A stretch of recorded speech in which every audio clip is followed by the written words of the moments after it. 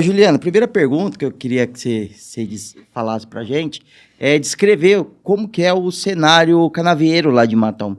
A região, o perfil do agricultor, como que você desenha? Muito bem. Bom, Matão é uma região que antigamente era praticamente a citricultura, né? Então, antes de ser cana, era a terra da laranja, tem a citrossuco em Matão, tem a cutralha ali em Araraquara. E por vir da citricultura, vieram produtores bastante especializados no que fazem. Produtores que gostam de nutrir, né, a sua cultura, produtores que tomam cuidado com pragas, com ervas daninhas. Então, já veio numa cultura bastante robusta, né, que é a laranja, e aí estendeu essa cultura para a cana. Tanto que as primeiras safras, né, de cana após a retirada da laranja foram históricas, né? Você imagina a quantidade de adubação, de fertilização que existe dentro do citros, né? E a gente ter ali a colheita disso na cana. Então, os primeiros anos foram recordes para todos, né? Então, tem excelentes produtores, referências mesmo, pessoas que focam na sustentabilidade, que focam na produtividade. Eu tenho muitos amigos lá e muitos professores também, viu, Marino? Certo. Matão fica ali perto de Jaú, né, de Araraquara, que são regiões mais tradicionais canavieiras, né? Lá a cana chegou um pouquinho mais tarde, em relação a Araraquara? Eu acredito que chegou um pouquinho mais tarde porque os produtores tiveram uma resistência ainda em querer insistir na citricultura. Eu fui um deles, né? Nós erradicamos ali 40 mil pés de 2 anos de idade, né? Para você ter uma ideia, então foi uma tentativa de conviver com citros, né?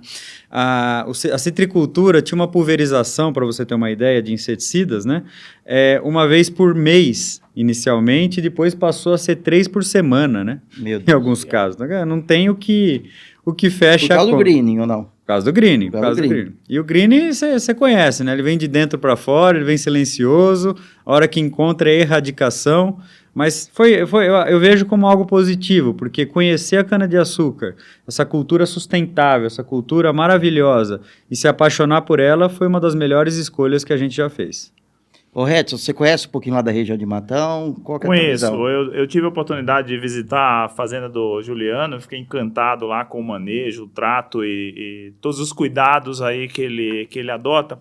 E acho que ele trouxe um ponto, mano, que é super importante, que diz respeito a manejo, né, de produtores de cana que têm a convivência ou experiência em outras culturas, né, especialmente o lado da nutrição e o lado do cuidado fitossanitário, do ponto de vista de doenças, que é muito comum em outras culturas, e a gente criou uma falsa referência de que a cana é uma cultura resistente, né, nasce em cima até do caminhão, que aguenta, então você vê que tem um comportamento distinto nos produtores que têm a convivência, né, ou a história de outras culturas e que hoje estão em cana. É bastante significativo isso no campo. É tão bem pontuado isso, Redson, que para você ter uma ideia, o esfenóforos, né, ele é muito parecido com o bicudo do algodão, e olha a quantidade de pulverização que a cultura do algodão promove, e olha a quantidade que nós promovemos na cana. Então isso está mudando. Está discutindo-se a duas, né, de esfenóforos, né? Exatamente, e discutindo duas. Acho que o algodão chega a 16, 18 aplicações, né,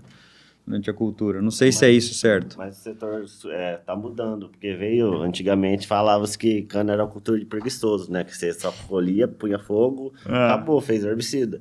Hoje em dia não mais, né?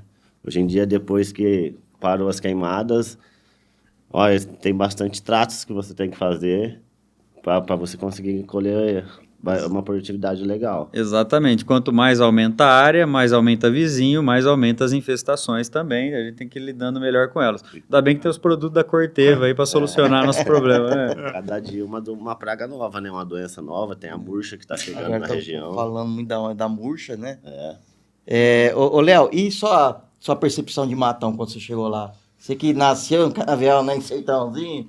Na verdade, quando eu estava em Monte Alto, eu não ficava em Monte Alto, eu já ficava muito em Matão, porque eu já percebi que ali era uma área muito promissora, mas eu não sabia que a Copercana ia abrir uma loja lá. Uma filial lá. Mas já tinha, a maioria dos clientes já tinham cooperado lá. Só que depois da vinda da loja ficou mais fácil.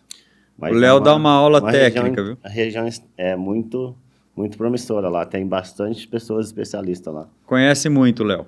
Conhece. Teve com a gente lá na propriedade, assim como o Redson, né? E conhece demais de canavial. Dá gosto de aprender. A gente que não é agrônomo aprende muito com as visitas técnicas, né? Ah, é uma família de canavieiros, né? Desde o vô, né, Léo? Desde o vô.